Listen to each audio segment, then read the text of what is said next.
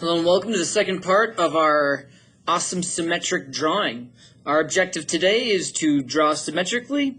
Why are we doing it? What's our rationale here? Well, aside from the fact that it's really fun, drawing symmetrically is a skill that you can use in all different types of art.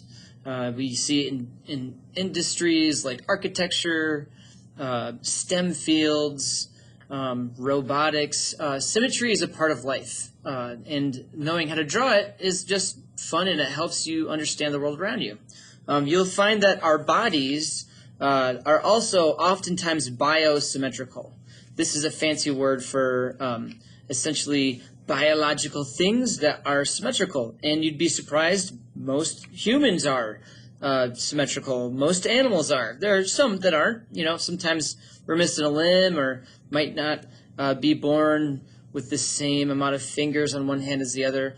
But in the big picture of things, in terms of life, we tend to grow symmetrically. And the Mayans noticed that, and we would see that in their beautiful, beautiful artwork. So we're paying homage to the Mayans here, at least through their beautiful use of symmetry, and we're going to take our drawings to the next level. So last demo, we started with drawing a creature. You can draw whatever creature you want. I chose to draw this type of bear of sorts. I noticed that this animal can kind of almost go as a bunny, or it almost seems like a cat. So if you're interested in either some type of rabbit or bear or dog or cat, I feel like this is a good generic formula for that. Having a snout and a nose, snout area, eyes, and big old floppy ears. It could almost be any animal. And you know what? Just for fun, maybe it's a jackalope. Maybe I can give this guy a couple of horns or antlers. Now, the best part of this drawing is the component where we scrub our image to the other side of our paper. As noted last video, we made our creature, we gave it a cool hat and some awesome accessories. And the more accessories you have, the more fun your drawing's going to look. Also, you know who loved accessories, jewels, bracelets, and gems were the Mayans. They were artists who practiced using ornate decoration to create beautiful sculptures and jewelry. And I just think it's a lot of fun to draw too. So here we are. I'm just gussying up my old piece a little bit here. And I already have a little bit of what I call a ghost image for my first scrub. And you'll see that when you unfold your piece, you just refold it. And I'll give you a little scrub demo here. Let's say this is my paper, this is my hand. I'm going forward and backward. I'm not doing this, just forward and backward. And if you do it right, you'll smush the graphite or the pencil from one side of the paper to the other. And I just go forward and backward. And I'm putting a lot of pressure on here. And I want my piece to really capture this idea of symmetry. Now, the first go-around, when you do it, it might not come out very dark. Oh, it actually came out a little bit darker than I thought. But you'll find that sometimes you got to get back in there. So I want to be nice and quick for this to show you how to get some color in here. So once you have a nice ghost image, you can come in with a pencil, or even better, a pen or marker, and very carefully trace your lines. Now you'll note once again that I go pretty quick. I want you to take your time.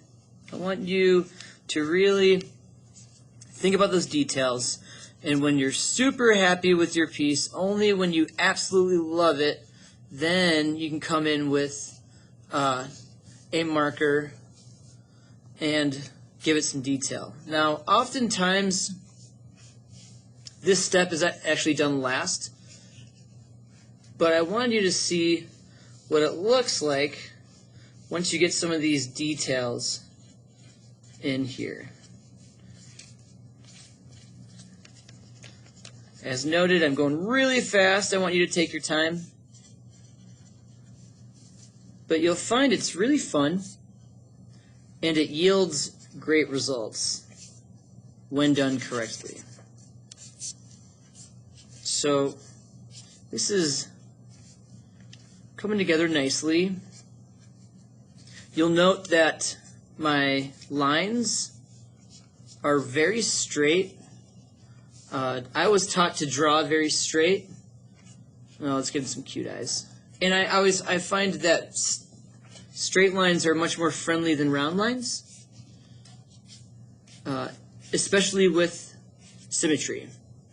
When we're doing symmetry, when we're transferring our image, it seems to be a whole lot easier to trace these lines when they're stiff, when they're rigid. Not so bad. Pretty cool, right? I didn't really get this headdress all the way. And sometimes you can break free from the folding, but right now, for the sake of time, I'm just gonna go quickly, but good enough. It's good enough for me. Maybe I'll make this guy have a spooky skull. I don't know, why not? So what I'd like for us to do today is to really focus on the background. Today, not only are we going to draw symmetrically, but we are going to give our background some information. And I think a great way to do that is with colored pencil. Maybe your background has some pyramids in there, inspired by Mayan work. The Mayan architecture was very pyramid-like. They're actually temples used to worship the gods. And you can put whatever you want in the background, but the goal is to activate detail.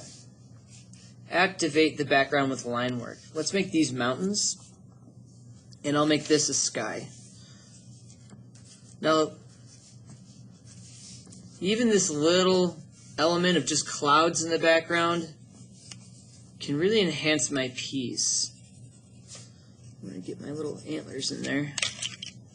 And as soon as you have enough information, I want you to start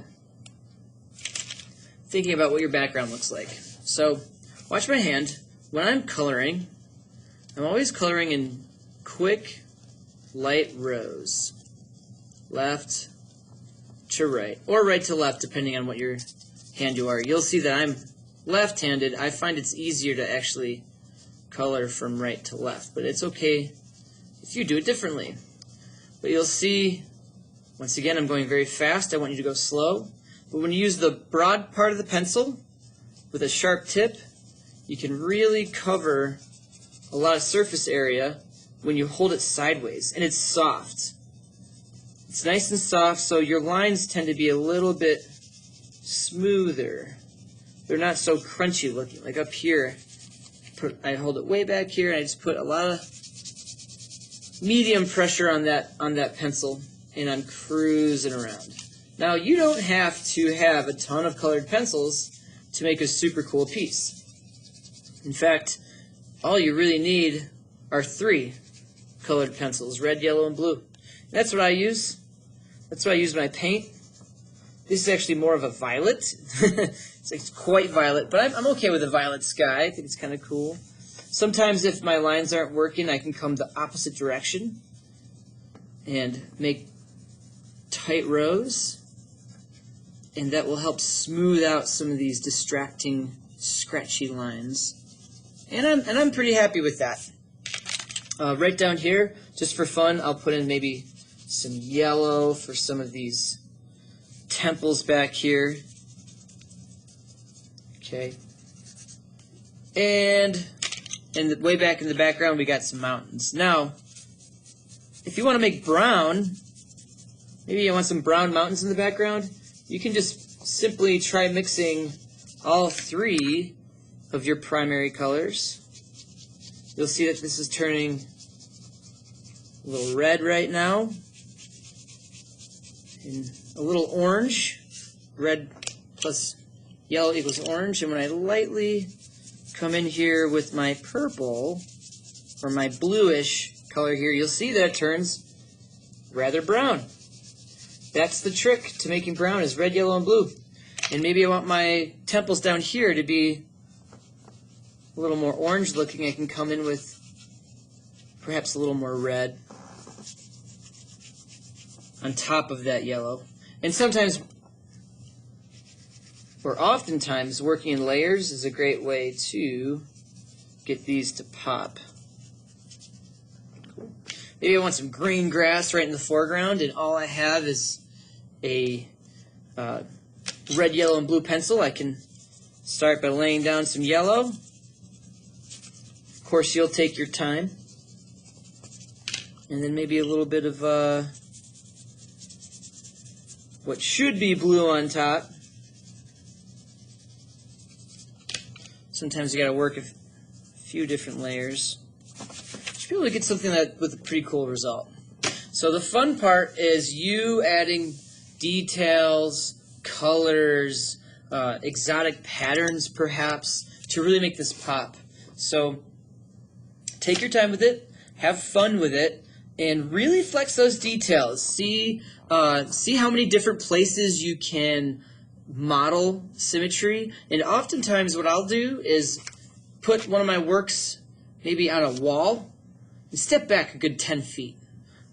Walk away from your artwork and look at it from a further perspective, and you'll see some of the things that you might be missing, or some of the things that you want more of. And that's just a great trick to practice as an artist and as someone who just enjoys making art. If you have any questions or comments, please feel free to email me or leave a comment in our Google Classroom, and I'll get back to you at my earliest convenience. Please have a great day. Have fun with this. And make sure that if you're having a hard time uploading any photos for your digital portfolio, that you contact me. The end of the semester is underway. Today's the last day to finish this and have some fun with it. So I can't wait to see these in your digital portfolio submitted in our Google Classroom. And once again, reach out to me if you have any questions. Have a great day and be well.